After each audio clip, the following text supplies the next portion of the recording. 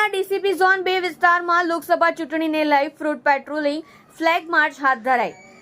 હાલ સુરત શહેરમાં 2024 લોકસભા ચૂંટણીની તૈયારીઓ પૂરજોશમાં ચાલી રહી છે। મહેરબાન સીપી સાહેબની અને ડીજી સાહેબની અપાયેલ સૂચના અનુસાર સુરતના ઉધના અને સલાબતપુરા અને પૂર્ણ સુરત શહેરના તમામ પોલીસ સ્ટેશન વિસ્તારમાં પોલીસની ટીમો બનાવી અને 6:30 થી 7:30 સુધી ફ્લેગ માર્ચ કરવામાં આવી રહ્યું છે અને એમાં પેરામિલિટરી ફોર્સ બેઝ સાથે રાખી જે પણ ગીચ ભીડવાળા વિસ્તારો છે ત્યાં પેટ્રોલિંગ સાથે ફ્લેગ માર્ચ કરવામાં આવી રહ્યું છે।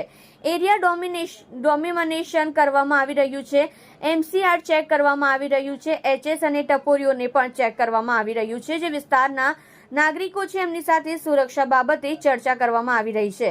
જેમ કે એમને કોઈ પ્રશ્ન હોય, એમને કોઈ તકલીફ હોય, એમના વારામાં પણ જાણકારી મળી શકે। વાહન ચેકિંગ કરી કોઈ પણ હથિયારધારાના કેસો છે જેવા કે જીપી એક્ટ 135ના કેસો છે એ કરવામાં આવી રહ્યા છે। આના કારણે થઈ કોઈ પણ ક્રાઇમ છે, ગુનાખોરી છે એને બંધ અટકાવી શકાય તેવા પ્રકારની પ્રક્રિયા હાથ ધરવામાં આવી છે।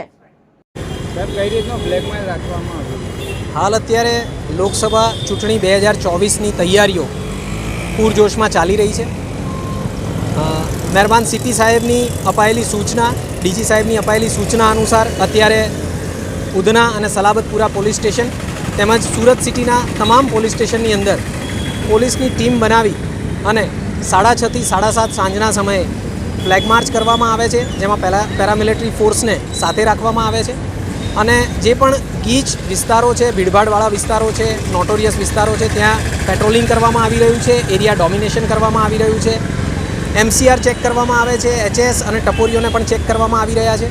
જે નાગરિકો છે એમની સાથે સુરક્ષા બાબતે ચર્ચા કરવામાં આવે છે કે જેથી એમના કોઈ પ્રશ્નો હોય અને એમને કોઈ તકલીફ હોય તો એ બાબતે પણ જાણકારી મળી શકે।